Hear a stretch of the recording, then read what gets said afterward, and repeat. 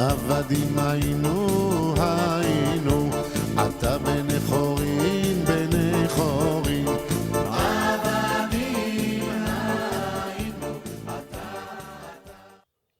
Yesterday the sun was shining, the birds were singing, the snow was gone, it looked like spring.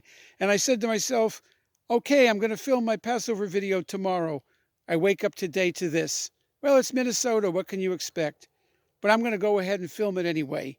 And this is a story called The Bitter Herb by Rebbe Nachman of Breslov.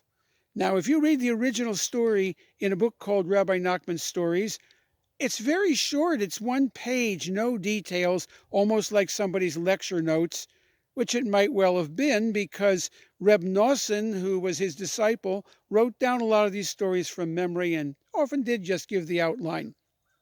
The version I'm going to tell is much more expanded. It's the way I heard it from my teacher, Rabbi Zalman Schachter Shalomi, back in the 1980s.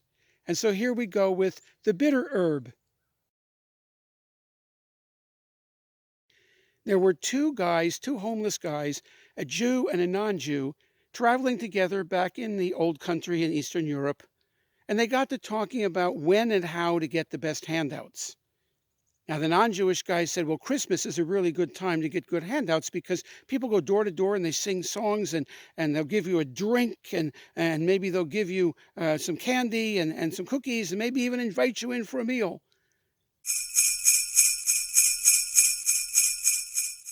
The Jewish guy said, nah, the real place, the real time to get a good handout is Passover.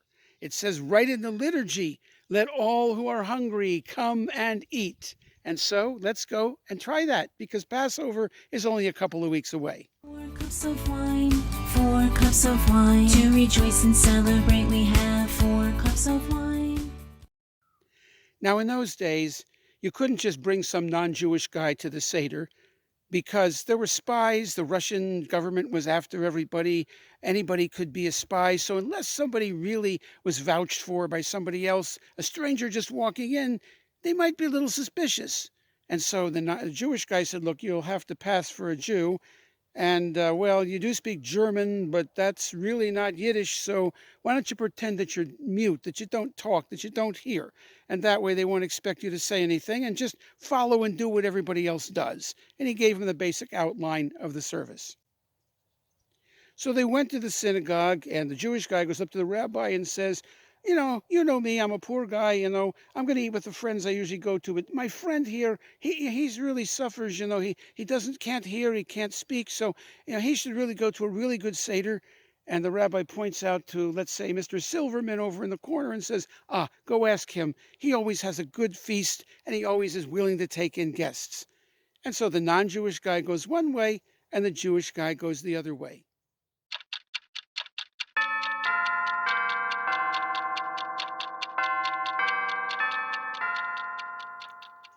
Comes the middle of the night, the Jewish guy's coming back. He's got, handouts left over. He's had his 4 cups of wine. He's feeling very good.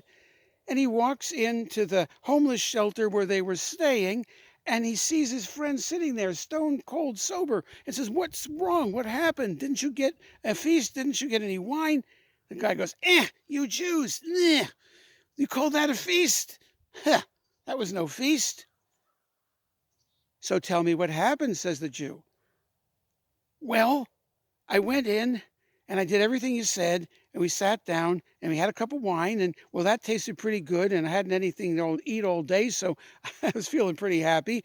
And then they passed around a little tiny piece of parsley.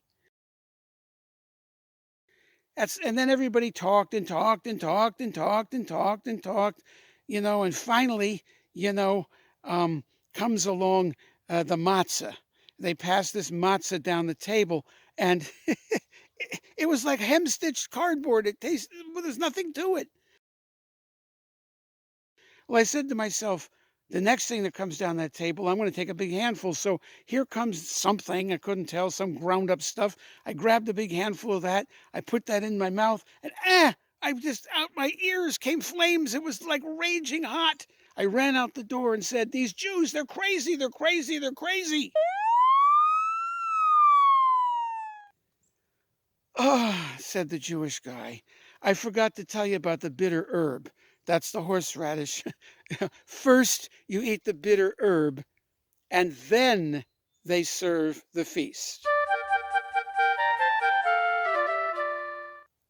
And as Rebbe Nachman added, that's the way it is with life. Sometimes when you try to come close to God, it's difficult. You have a lot of bitterness, you have a lot of struggle, and sometimes people think that's all there is to serving God. It's just a lot of tsuris. But if you hang in there, eventually you find the joy, you find the beauty, and then comes the feast.